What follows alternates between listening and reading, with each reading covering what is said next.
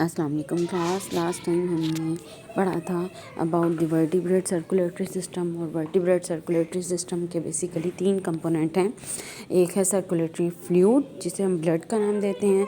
दूसरी वेसल्स हैं जो कि ब्लड को जो है वो ट्रांसपोर्ट करने का काम करती हैं और ये पूरी बॉडी में फैली होती हैं, जैसे कि आर्टरीज, वेन्स और कैपिलरीज।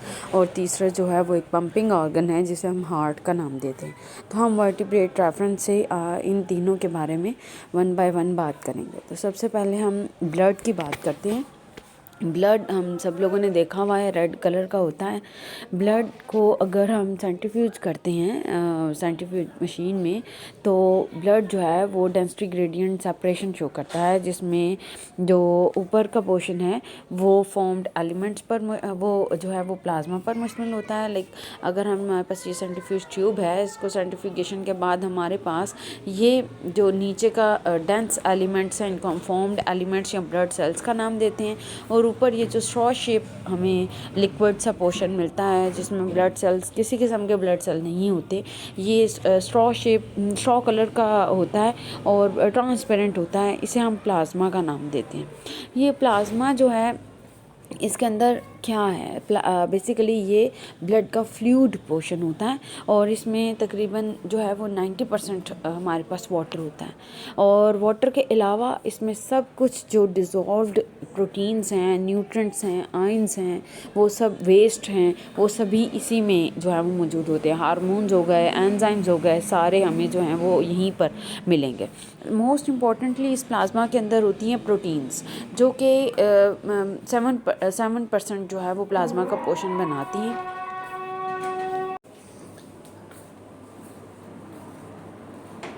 प्लाज्मा में 7% जो हैं वो प्रोटीन्स हैं। और ये कौन सी प्रोटीन है, जैसे एल्ब्यूमिन है जो कि न्यूट्रिटिव प्रोटीन है और यही काफ़ी ज़्यादा तादाद में मौजूद होती है। इसके अलावा फिब्रिनोजिन है और फिब्रिनोजिन का काम ब्लड क्लॉटिंग में है।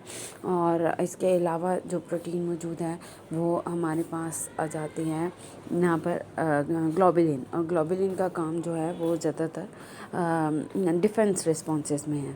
तो अगर हम प्लाज्मा में से, अगर हम ब्लड में से या प्लाज्मा में से फिब्रिनोजिन को निकाल दें तो बाकी जो रिमेनिंग फ्लूइड बनता है वो कहलाता है सीरम। और ये सीरम की इम्पोर्टेंस इसलिए है क्योंकि अक्सर मेडिकल पर्पसेस के लिए हमें ब्लड निकालना पड़ता है, तो इससे ब्लड फ़ौरन क्लॉट हो जाता है। उसको क्लॉटिंग से बचाने के लिए इसमें से फिब्रिनोजिन निकाल दी जाती है, तो ये जो है वो सीरम की फॉर्म में इसको स्टोर किया जाता है। तो प्लाज्मा में प्रोटीन के अलावा बहुत से न्यूट्रेंट्स सब्सटेंसेस हैं, जैसे डिज़ोल्व्ड ग्लूकोज होता है, वेस्ट मटेरियल होते हैं, अमोनिया है, यूरिया है। और इसके अलावा बहुत से हार्मोन्स भी जो है वो प्लाज्मा में ही डिज़ोल्व फॉर्म में मिलते हैं। और इसके बाद जो है वो आ जाते हैं हमारे पास फॉर्म्ड एलिमेंट्स, यानी वो जो पोर्शन जो कि सेंट्रीफ्यूगेशन के बाद नीचे रह गया था। ये जो फॉर्म्ड एलिमेंट्स हैं ये बेसिकली ब्लड सेल्स होते हैं। और हम सब जानते हैं कि ब्लड सेल प्रिंसिपली 3 तरह के होते हैं। One are the red blood cells, then the white blood cells, और उसके बाद आ जाते हैं platelets. Although platelets true cells नहीं होते, ये ओरिजिनल सेल के फ्रेगमेंट्स होते हैं, लेकिन इनकी इंपॉर्टेंस भी जो है वो सेल में काफ़ी ज़्यादा है। जब हम वाइट ब्लड सेल्स की बात करते हैं तो ये रेड ब्लड सेल की निस्बत कम तादाद में मौजूद होते हैं, जस्ट 1 to 2%।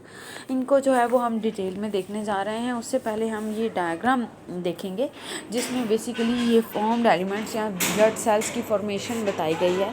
ब्लड सेल्स जो हैं वो बोन मैरो में बनते हैं। हमारी जो लार्ज बोन्स हैं उनके मैरोज़ में जो गोदा पाया जाता है उससे बनते हैं। यहाँ पर जो है वो प्रिकर्सर मौजूद होते हैं हमारे ब्लड सेल्स के, जैसे कि यहाँ पर आप देख सकते हैं एरिथ्रोसाइट प्रिकर्सर है जिसने एरिथ्रोसाइट्स या रेड ब्लड सेल बनाने हैं। ल्यूकोसाइट प्रिकर्सर है, और ल्यूकोसाइट्स जो हैं वो 2 तरह के हैं, ए ग्रैन्युलोसाइट्स और ग्रैन्युलोसाइट्स। ए ग्रैन्युलोसाइट फर्दर जो हैं वो 2 तरह के हैं, मैक्रोफेजेस एंड लिम्फोसाइट्स। और ये लिम्फोसाइट फर्दर जो है बी सेल और टी सेल में डिवाइड किए गए हैं, जबकि ग्रैन्युलोसाइट जो हैं वो फर्दर 3 टाइप्स के हैं, इसिनोफिल्स, बेसोफिल्स एंड न्यूट्रोफिल्स। ये आपने एफएससी में भी पढ़ा है, इसको इससे पहले मैट्रिक में भी पढ़ा है।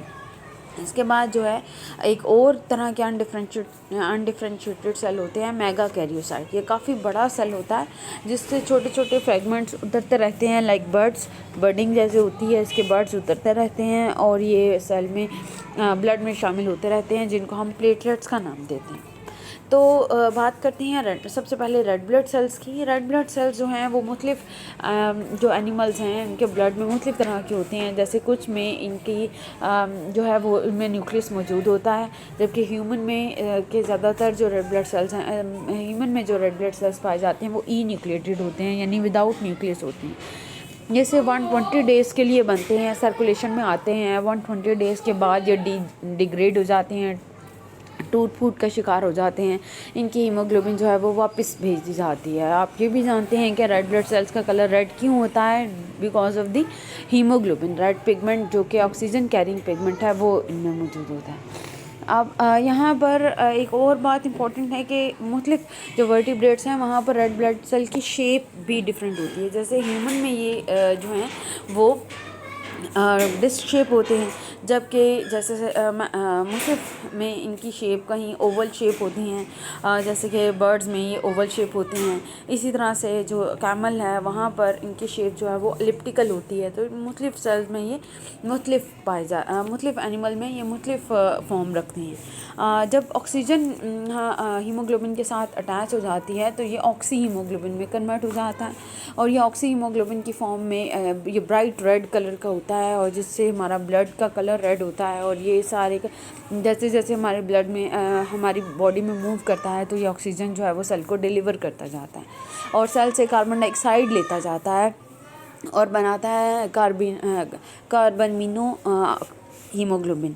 और ये जो ये फॉर्म है, ये इस फॉर्म में जो हीमोग्लोबिन का कलर है वो कम से कम ब्लू होता चला जाता है, कम से कम रेड होता चला जाता है और ज़्यादा से ज़्यादा ब्लू होता चला जाता है। हम अपनी वेन्स में अक्सर देखते हैं तो हमें ब्लू कलर की वेन्स नज़र आती हैं क्योंकि उनमें एक्चुअली ब्लू ब्लड होता है, यानी उनमें जो ऑक्सी हीमोग्लोबिन है उसकी कंसंट्रेशन बहुत कम होती है और कार्बामिनो हीमोग्लोबिन की कंसंट्रेशन जो है वो ज़्यादा होती है, जो कि ब्लू कलर का होता है।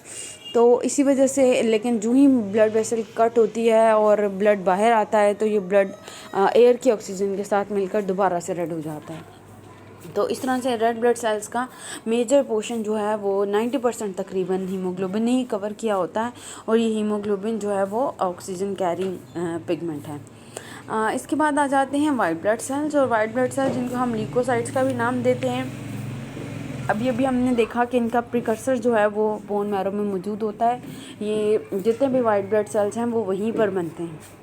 ये वो प्रोसेस जिससे ब्लड सेल्स जो हैं वो बोन मैरो से बनते हैं, इसे हेमाटोपोइसिस का नाम दिया जाता है।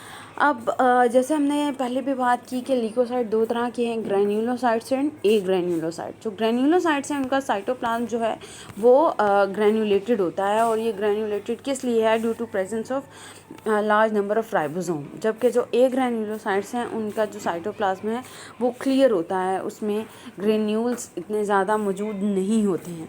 तो यहाँ पर ये आप देख सकते हैं मुख्तलिफ तरह के हमारे रेड ब्लड सेल्स दिखाए गए हैं, मुख्तलिफ तरह के ब्लड सेल्स दिखाए गए हैं, जिसमें ये सबसे पहले जो है वो रेड ब्लड सेल्स हैं। उसके बाद के जो आपको ये बी में दिखाया गया है जिसमें रेड स्ट्रेनिंग है और वहाँ ये इसिनोफिल्स हैं, ब्लू स्ट्रेनिंग जो हैं वो बेसोफिल्स हैं और उसके बाद जो डी में आपको दिखाए गए हैं वो न्यूट्रोफिल्स हैं। इसके बाद जो आपको ई और एफ में आप देख सकते हैं ये मोनोसाइट्स और लिम्फोसाइट्स हैं जो कि बेसिकली ए ग्रैन्युलोसाइट्स हैं।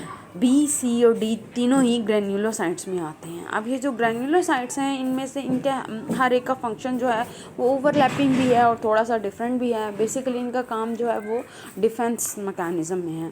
इसिनोफिल जो हैं वो फेगोसिटिक सेल्स हैं, यानी वो बैक्टीरिया को ईट कर जाते हैं, फॉरेन पार्टिकल्स को ईट करते हैं और इम्यून कम्प्लेक्सेस को भी जो है वो पूरे का पूरा ईट अवे कर जाते हैं। बेसोफिल्स जो हैं वो बेसिकली एलर्जिक रिस्पॉन्सेज में इंपॉर्टेंट होते हैं और ये हिस्टामिन और हेपरिन सिक्रीट करते हैं।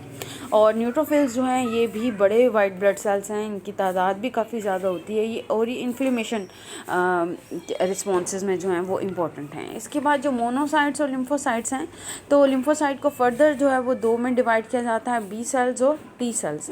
इनको ये नाम इसलिए दिया जाता है क्योंकि बी सेल जो है वो बोन मैरो से ओरिजिनेट होते हैं और टी सेल जो है वो थाइमस ग्लैंड में जाकर डिफ्रेंशिएट या मैच्योर होते हैं। B cells are the cell जो कि एंटीबॉडीज़ बनाते हैं, और जब कोई खास एंटीजन हमारी बॉडी में शामिल आ जाता है तो कोई एक तरह के बी सेल्स जो कि उस तरह की उसके अगेंस्ट एंटीबॉडीज़ बना सकते हैं, वो नंबर में बहुत ज़्यादा हो जाते हैं और वो क्लोन बनाते हैं, जिन्हें हम प्लाज्मा सेल्स का नाम देते हैं। इसके बाद लास्टली आ जाते हैं प्लेटलेट्स जो कि हैं थ्रोम्बोसाइट्स। तो प्लेटलेट्स जो हैं वो उनकी पहले बात हो चुकी है कि ये बेसिकली डिस्क शेप फ्रेगमेंट्स होते हैं जो कि मेगा कैरियोसाइट सेल, एक बड़ा सेल जो मल्टी न्यूक्लिएटेड होता है और ये बोन मैरो के अंदर होता है, उस सेल से उतरते जाते हैं फ्रेगमेंट्स और ये ब्लड में शामिल होते जाते हैं। और प्लेटलेट्स का बेसिकली काम जो है वो ब्लड क्लॉटिंग में। इसके बाद जो सेकेंड है हमारे पास वो हैं वर्टिब्रेट ब्लड वेसल्स। और वर्टिब्रेट ब्लड वेसल्स जो हैं वो तीन तरह की होती हैं, आर्टरीज, वेन्स और कैपिलरीज। आर्टरीज़ का काम क्या है कि उन्होंने हार्ट से ब्लड लेना है और ब्लड को पूरी बॉडी में डिस्ट्रीब्यूट करना है, जबकि वेन्स का काम क्या है, वेन्स ने पूरी बॉडी से ब्लड कलेक्ट करना है और उसे हार्ट की तरफ लेकर जाना है। तो प्रिंसिपली वो वेसल्स जो कि ब्लड को हार्ट से अवे लेकर जा रही हों, दूर लेकर जा रही हों, वो आर्टरीज़ हैं, और जो ब्लड को हार्ट की तरफ लेकर जा रही हों वो वेन्स हैं।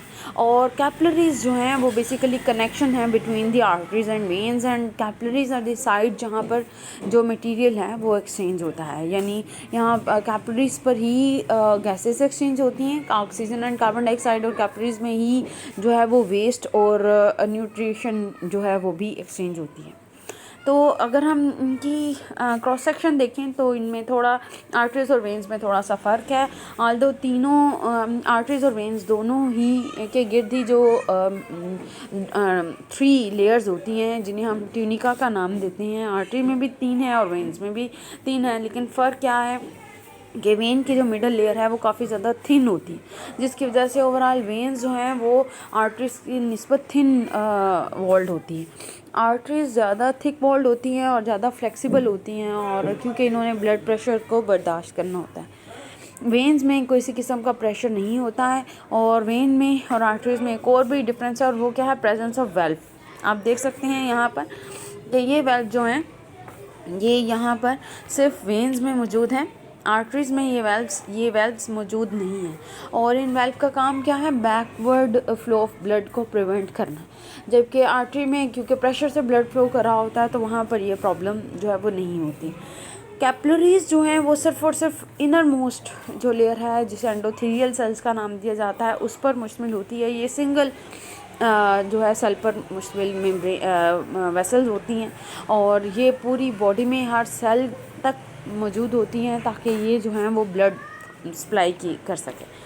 तो बेसिकली होता ये है कि यहाँ पर ये जो आर्टरीज़ हैं ये डिवाइड होती हैं इनटू आर्ट्रियोल्स, और ये जो आर्ट्रियोल्स हैं ये फर्दर डिवाइड होती हैं इनटू वेरी स्मॉल वेन्स, और ये वेन्स जो हैं ये मुख्तलिफ वेन्स मिलकर बनाती हैं वेन्यूल्स, और मुख्तलिफ तरह के वेन्यूल्स जो हैं वो मिलकर बनाते हैं वेन्स। इस तरह से ये जो यहाँ पर ये कैपिलरीज हैं they are site of exchange. तो ये वेन आर्टरी से ऑक्सीजनेटेड ब्लड आता है, यहाँ पर जो है एक्सचेंज होता है, और वेन्स में ऑक्सीजनेटेड ब्लड जो है वो दोबारा हार्ट की तरफ चला जाता है। तो इस तरह से आप ये जो हैं ये हमारे प्रिंसिपल 2 कंपोनेंट हैं। इसके बाद जो पंपिंग आर्गन है हार्ट, उसको हम नेक्स्ट लेक्चर में पढ़ेंगे।